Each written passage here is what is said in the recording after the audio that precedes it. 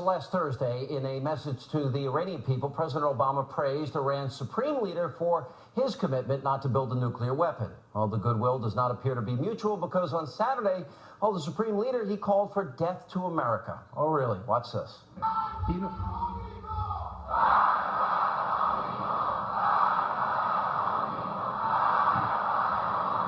توجه بفرمایید. البته بله، من بر آمریکا، چون آمریکا اون عامل اصلی این فشارهاست. Of course, death to America.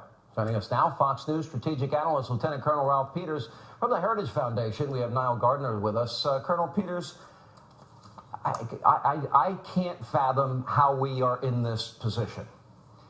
He's calling on the very same day that John Kerry is telling us, oh, we're right on the verge of a deal. The president addressing the Iranian people, and the guy they're making a deal with is talking about death to America.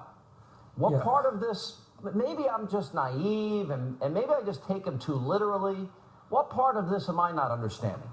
Well, Obama is adrift in a stormy strategic sea, and the only he has this tiny piece of driftwood to cling to, and that's his idea that he'll have a breakthrough nuclear deal with Iran. And he's willing to do anything to get that deal. And you know, the White House has tried to play down Khamenei's call for death to America over the weekend. But you can't believe a thing this White House says. This is the White House and the president, Sean, who told us that the war on terror was over. Islamic State was JV. Putin was in retreat. Yemen was a success story. This is a White House that lies to the American people, coddles our enemies. And you know, right now, our enemies do not fear the President of the United States, and the people of Israel do.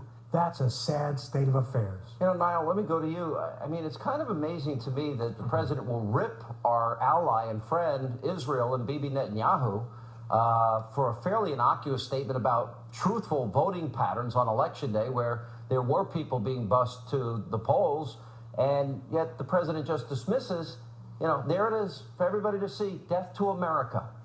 You know, this is the guy we're going to allow to build a nuclear weapon? This is the guy that the president trusts so much? Well, it's deeply worrying, Sean, and President Obama, frankly, is advancing a policy of complete weakness and appeasement here. The Iranian regime is the world's biggest state sponsor of international terrorism. It is a brutal, barbaric, and vicious regime. It also, of course, threatens us every week to wipe Israel off the face of the map. And we have to take these kinds of threats seriously. We heard these kinds of threats made in the 1930s by Adolf Hitler's brutal dictatorship. People at that time didn't take those warnings seriously. We have to believe exactly what the Iranian regime is threatening here. President Obama's entire approach is extraordinarily weak-kneed, terribly naive, and while appeasing America's enemies, he's kicking America's allies.